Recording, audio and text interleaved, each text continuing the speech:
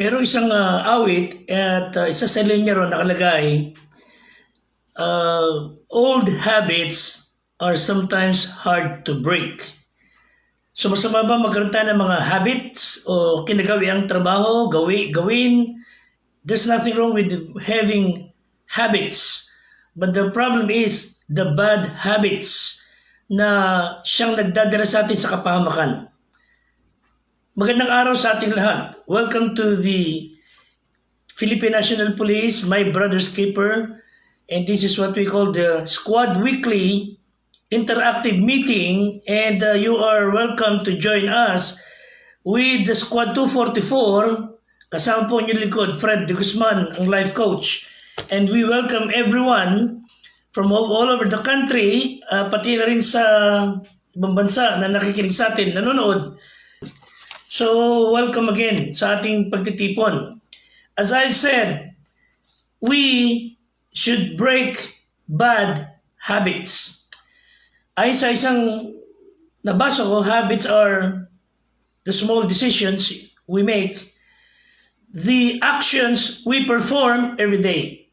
Habits are the things that we normally do on a given day. Ay sa isang pag-aaral ng isang university, 40% of our behaviors are given or being done because of habit. And most of the time, bad habits are simply a way of us dealing with stress and boredom. Dahil sa hirap talaga ng buhay, tayo na mga tao, sa dami nakaabalahan, and yet we feel bored several times. And everything from biting your fingernails or overspending sa mall pag may pera ka, o kaya pag sobrang pag-inom o sobrang kain, or pagsasayang ng oras on the internet or sa cellphone can be a simple response to stress and boredom. Iba-iba nga lang ang itsura, but common denominator is those are bad habits. But it doesn't have to be that way. There is good news. You can break bad habits. We can break bad habits. And you and I can teach ourselves, pwede sabihin sa ating sarili, you can have a healthy way to deal with stress. We can have a more productive way in dealing our boredom that you can substitute sa ating hindi tamang mga gawi o habits. And sometimes the stress or boredom is just on the surface of something that is actually deeper sa ating buhay. Mga issues na napakahirap na labanan minsan ng ating pagkatao, but if we are serious enough by realizing, confessing it to God, that we need to make changes, and if we will be honest sa ating mga sarili, we could be able to break bad habits. So how do we develop good habits? How long would it take to develop one? Again, going back to the Bible, Ephesians 4:22 and following, inyong iwan ang inyong pamumuhay na nakaraan, ang dating pagkatao na sumama ayon sa kahalayan ng pagdaraya, at kayo magbago na inyong pag-iisip. Kayo magbihis ng bagong pagkatao na ayon sa Diyos, sa katuwiran at sa kabanalan, ang lahat ng kapaitan, kagalitan, pagkakaalit, kadaldalan, panglilibak, ay maalis nawa sa inyo, pati ng lahat ng masasamang akala. So we need to break bad habits and replace them by developing good habits. So how do we break bad habits? How can we do that? Of course, we can be successfully break bad habits. You have to choose a sub for your bad habit. Papalitan niyo siya ng sub, kapalit, ng bagay na mas makabuluhan. For example, you can plan ahead of time for how you will respond pag meron kang napipid ng stress o boredom that would prompt you to go back to that old habits. You may think of joining forces with someone whom you can trust, perhaps your wife or your friend or confidant or sino man mapagkakatiwalaan mo, and the two of you can hold each other accountable and celebrate your victories together pagka napagtagumpayan natin yung anong bad habits na kinalalagyan natin. So tulungan tayo ng Diyos na pagka tayo ay dumarating sa tendency to going back to that old bad habits, let's realize that there is someone else who is expecting us to do better. Na kumbaga accountable ako doon sa taong yan, nakakaya sa kanya. And if we could do that, it's going to be a powerful motivator. Higit sa lahat, if we can make God the one whom we will be responsible, mag-ingat ako lalo ng kilos ko, salita ko, pag-iisip sa lahat ng bagay. Let me give you the following statement. Unang, habits are behavior patterns that we acquire by repetition.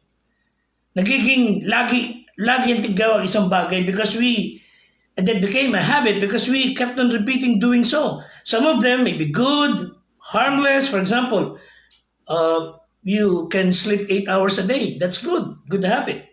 Makakatulong sa kalusugan. And especially you say your prayer before you go to bed. You say a prayer after waking up. You thank God. That's good habits. Na lagi mong gawin. You thank God for your family, for another day, for your work. Thank God for a healthy family, healthy body. That's a good habit. Lagi magpapasalamat. But some habits are destructive. Some habits are difficult to break. Pag inom, pag nakakuha ng konting pera, inom. Bad habits. Some people have used illegal drugs. They watch pornographic literatures or whatever na may kahalayan. They smoke. Walang tigil. Ang paglustay ng pera sa paninigarilyo, pananabako. So habitual tardiness. Lagi nilang napakakain yung katamaran. Internet addiction. Having some fling. Playing tirelessly sa cellphone, sa mga gadgets na lumilipas ang araw, walang nagagawa matino, kundi doon lang sila nalulong. These are not formed overnight. Ang mga bad habits ay hindi po saglit lang, bigla nating naisipang gawin. And so eliminating them would take time. Eliminating those bad habits would take a tough self-control and discipline. Jeremiah 13, basahin po natin ang verse 22. Jeremiah 13, verse 22. Sabihin sa puso, bakit ang mga bagay na ito ay dumating sa akin? Dahil sa kalakhan ng iyong kasamaan ay nalilis ang iyong mga laylayan. Mga sakong mo ay nagtiis ng kaharasan. Makapagbabago ba ang Ethiopia ng kanyang balat? O ang leopardo ng kanyang batik? Kung makagagawa naman kayo ng mabuti na mga biyasang gumagawa ng masama. People are biyasa sa paggawa ng masama. Hindi kagad magbabago ang isang tao na from pagiging tamad, masipag kagad. You can never be so diligent after being so lazy for so many years. I hope that would happen. But no discipline is pleasant while it is happening. Discipline sometimes is painful. But if we will love discipline, if we will love having to develop good habits, painful but pleasurable in the end. Pero alam nyo, pagkatas na discipline, afterward there will be peaceful, fruitful harvest ng tamang pamumuhay for those who are trained sa paraan ng Diyos. Another verse, Hebrews 12:10, tayo'y pinarusahan ng ilang araw ayon sa kanilang minagaling, pero sa kapakinabangan natin, upang tayo'y makibahagi ng kanyang kabanalan. So sometimes we're being punished for our own good. Napagagalitan tayo, pagsasabihin tayo, para tayo maituwid. Wika ng talata, lahat ng parusa sa ngayon ay tila hindi sa ikaniligaya, kundi ikinalulungkot. Gayon may pagkatapos, namumunga ng mapayapang katwiran. So we must be thankful sa Diyos una sa lahat if we are passing through times of discipline Or should I say, darkness of discipline. Dahil ito'y ating pakinabang. Second statement, faith is the key to victory. We need to trust Him. Pagtiwala natin ang Diyos sa tagumpay na lagi nating nagkakamtan every day, and we must learn to surrender our bad habits sa Diyos. Kailan maintindihan natin, this will ruin my life. This will ruin my family, my career. So I need to take it. Bigay ko sa Panginoon. Isuko ko sa Diyos. We need to ask His strength para malabanan natin ito. So kung pinayagan natin yung destructive habit, we allowed them and permitted it to happen to us, we can choose to pray and read God's Word and help us defeat temptation. Napayagan nga natin yun. Now, give God equal opportunity to allow Him to help us overcome any bad habits. 1 John 5:4, sapagkat ang sinumang ipinanganak ng Diyos ay dumadaig sa sanglibutan. Since you are a born-again believer, kayong mga mananampalataya, tayong mga Kristiyano, tayong nagsisi ng kasalanan, sinampalatayan si Kristo, tayong nagtiwala sa Kanya ng ating kaluluwa, we who believed in Him, who rose from the grave, siya na Diyos na nananahan sa ating pagkatao through the Holy Spirit. Sabi ng Bible, you are born again and you can overcome the world. Ito ang pagtatagumpay na dumadaig sa sanglibutan sa makutid bagay ang pananampalataya. So faith is the key to victory. Are you struggling having that bad habits? Kaya siguro nahihirapan ka? Have you asked yourself, am I willing to give this up? O gusto ko itong kaaliwan? O gusto ko itong manatili sa akin? If we are willing, if you and I are willing to break those bad habits, you start to surrender it to God. And God will help us. Third statement, we need human help to overcome our bad habits. We need someone else whom we trust. Of course, over and above, una sa lahat Diyos. But we need to welcome people who can help us overcome bad habits or even our weaknesses. We can seek life coaches' advice, prayer, counseling, or join a group who can pray for us, who can pray with us and help us na maunawaan yung ating struggle.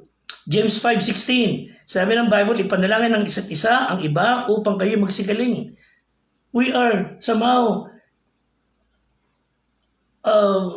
sick. We need to pray for each other para tayo maka-overcome.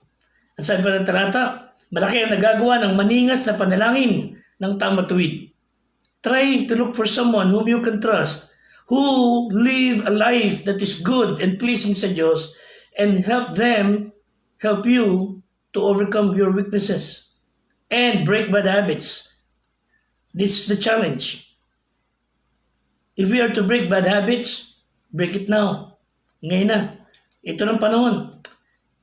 Ang sabi nitong si Tommy Losarda, as far as I remember, siya ay Los Angeles Dodgers manager. He was describing his battle against many things. And one time, he said in an interview, nagkaroon siya ng story sa kanyang buhay, and he said, I took a pack of cigarette from my pocket at hinarap niya to at sinabi niya, sino mas malakas sa atin, ikaw o ako?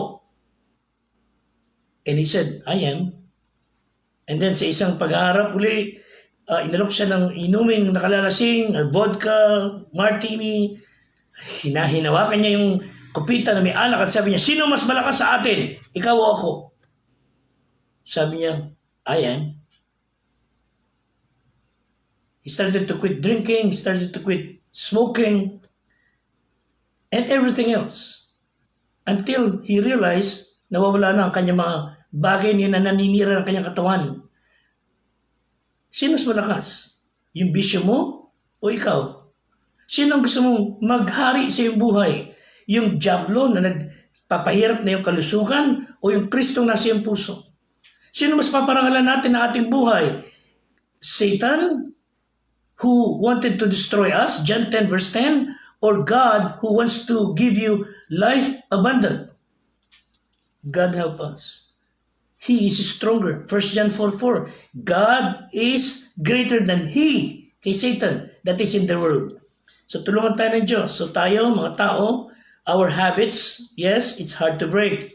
Pero tulungan tayo ng Diyos na mapagtagumpayan. It took God nearly a decade or more than that to bring about a final and complete victory sa buhay ng ilan sa atin. Sa akin, sa marami sa atin. And during the process of our habits, God gently pointing out sa ating buhay na, anak, this will not help you. Sisirain itong buhay mo. Sisirain itong pag-iisip mo. You stop and get rid of them. Simulan mo na. You are being literally enslaved, being mastered, manipulated by the beast of that habit. Tulungan tayo ng Diyos. And God is revealing to us sa kanyang salita na pwede tayo magtagumpay. 1 Corinthians 6:12, ang lahat ng bagay sa akin ay matuwid, ngunit ang ang lahat ay nararapat. Ang lahat ng bagay sa akin ay matuwid, ngunit hindi ako pasasakop sa kapangyarihan ng anuman. You may think it's just a simple, casual, innocent habit. Baka pag pinalaos mo na pinalaos yan, magiging kapama ka na yung buhay. You say, I am allowed to do anything, but not everything you do is good and pleasing to Him. So kahit na pinapayagan tayo ng Diyos sa ating kalayaan na gumawa ng bagay na nais natin, I must not become a slave to anything liban sa Diyos. Sabi ng Bible, 1 Thessalonians chapter 5, abstain from all appearance of evil. Appearance pa lang, evil, you should abstain. Lalo na kung mag-involve pa ron. So before you get involved sa isang bad habit, let's try to abstain. Stay away. Meron kasing presyo palagi when we become a slave of bad habits. Sinful habits like chismis, worrying, irritability, profanity, the list is endless. But Kristo, ang ating Panginoon, can set us free when we surrender to Him in obedience. So let's make a commitment to begin breaking free from whatever sinful habit na ginagawa natin o maaaring gawin. Then be encouraged with every simple step towards freedom. Realize that you are on the road to full victory for the first time kung mangyayari. So simulan na natin. Tulungan tayo ng Diyos to break bad habits. The Bible is not a book of rules, but it's a book of principles. Kailangan pag-aralan natin yung prinsipyo nito because these are timeless and unchanging. The Bible is a trusted source when making daily decisions. So it will help us to make good habits. So let me give you several things, questions I should say, para gabayan tayo to break bad habits. For example, unang tanong, does this bring me, to my appointed goal? Or itong bagay bang ginagawa ko ito will hinder me to my appointed goal? That refers to expediency. Nararapat ba na gawin mo yung bagay na yan to reach your goal? Or baka naman hindi. So you break that habit. 1 Corinthians 6:12. Again, ang lahat ng bagay sa akin ay matuwid, ngunit hindi ang lahat ay nararapat. So we ought to have a God-given goal sa ating buhay. We should have that ambition to accomplish. So our decision should honor the direction we are on. Expediency. Yung bang lagi natin ginagawa, nakatutulong ba yan to reach our goal? Secondly, second question, am I brought under the power of anything liban sa Panginoon pag ginagawa ko ito? Pagka ginagawa niyo ba yung paborito niyong bagay niyan, yung gawin niyan, will it glorify Him? Or nagiging alipin ka niyan? So not only expediency, it refers to enslavement. Are you becoming a slave? Na pagka wala ka niyan, natataranta ka na. Again, sabi ng Bible, hindi ako pasasakop sa kapangyarihan ng anuman. So Christ, Jesus can set you free and give you power and victory kung sasabihin mo lang, I want to get rid of this. Ayoko na nitong vision na ito. Tulungan ako ng Diyos na magpasakop ako sa gusto ng Panginoon. Yes, it hurts. But even it would hurt you it will help us. Even it would break your heart na nangihinayang ka. But if it will please God, that it will not break you, it will make you a better person. So, sumunod na tanong na pwede natin pag-usapan. Does this build me up, or tear me down? Yung mga bagay na ginagawa natin, will it edify? Makakatulong ba sa akin ito? Makapagpapatibay bilang matinong Kristiyano? O pag ginagawa ko ito, others will be edified? Pag nakita niyo pang ginagawa ko ito, ang mga tao nakakita ay mapapatibay? Pala nyo kanya, matutuwa kayo, makita nyo ako umiinom ng alak o naninigarilyo. Kasi pastor ka, no? Pastor man ako o hindi. I believe with all my heart, my family, my children will not be pleased, will not be happy, and I will break their heart pag nakita nila na ako gumagawa na hindi tama. So, yun man lang maisip ko. Enough for me to break bad habits. Will it be edifying? So some say, don't let your head run away with your heart. So we are here to operate by love. Okay? So I hope it would build us. 1 Corinthians 10:23, lahat ng bagay matuwid, ngunit di ang lahat ng bagay nararapat. Ang lahat ng bagay ay makapagpapatibay. Di lahat, rather, ng bagay makapagpapatibay. So everything we do will either build us or tear us down. So, anong klaseng habit meron ka? O bisyo? Or gawi? Is it building you up? Is it building your good health? Fourthly, na tanong, will this glorify God? Will this exalt God, the Lord Jesus Christ? Colossians 3:17, whatever you do in word or deed, do all in the name of Christ. Yung mga ginagawa natin, nakakaluwala natin sa Diyos. If you have that courage to say, yes, I'm doing this to bless His name. I'm doing this to glorify Him. Go ahead. Pero you on your right mind, honest to goodness, if what you're doing is wrong, you will say, this will not glorify Him. So kung hindi nakakaluwa natin sa Diyos, it's time to change. 5. Is there anything that keeps me from telling others about Jesus Christ? Yung mga ginagawang ito ay nakahahad lang para masabihan ko yung tao tungkol sa Panginoon? Palagi nyo ngayon, makakapaniwala sa akin na sabihin ko, mahalin nyo mga asawa ninyo, and yet people know that I beat my wife? No way. So, will this evangelize people? Pag nakita nila ako, I'm not perfect tulad mo, pero the best I can, I want to live a life that would please God and evangelize people. Because pag ako'y nabuhay ng kalikuan at ako'y nabuhay hindi ayon sa Biblia, people know and you know na pagka hindi tama pamumuhay ko, you will know. So anong dignidad meron ako? Anong credibility meron ako to teach you the Word of God when in fact ako mismo sa buhay ko ay hindi nagiging maganda pa totoo. Wala akong mukha iharap. So I hope to God that everything we do will lead them to Christ. Tulungan tayo ng Diyos. Sana po, gabayan tayo ng Panginoon. There was a teacher who brought some of his students sa kagubatan. Sa gitna ng kagubatan, sabi niya sa isang bata, ikaw kunin mo yung medyo mahirap-hirap, yung isang halaman na madaling pitasin. Ikaw naman kuha ka na medyo malakla ka na. And ikaw naman, pumili ka na medyo yung kaya-kaya mo na. At ikaw naman, pumili ka ng palagay mo, hindi mo na kaya. Then nakakatasali sa isa, the first student, ito nakita niya, sandali lang, tanggal ka agad yung pagkatanim.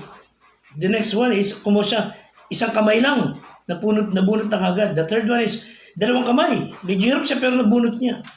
Sabi ng pang-apat, isang pinangarap ko siya, sabi ng teacher. Ito po nakita ko ma'am, kaya lang, napakahirap bunutin. Niyayakap ka, hindi ko mabunot-bunot eh. Ito lesson na gusto ko makita ninyo. Those are like habits. Yung mga simpleng mga habits ninyo na nagsisimula pa lang, madaling pungusin. Tumatagal, madaling pungusin. Pero pag nasanay na yung habit ninyo sa buhay ninyo na hindi tama, lalaki yan, lalago yan. Hindi nyo na kayang tibagin. Kayo nasisirain. Anay sa ating buhay. Bad habits are like comfortable beds. Easy to get into, but hard to get out of. The change of habit are generally too small to be felt until they are too strong to be broken. God help us, I mean all of us, to break bad habits starting now. Let's pray. Aming Ama, sumunod mo si lingkod at si iyong mga squad members nito and all the people who are listening, help us to break bad habits. We claim this in Jesus' name. Amen and amen. God bless us all. You stay safe and God give you peace. Until next time. Salamat po.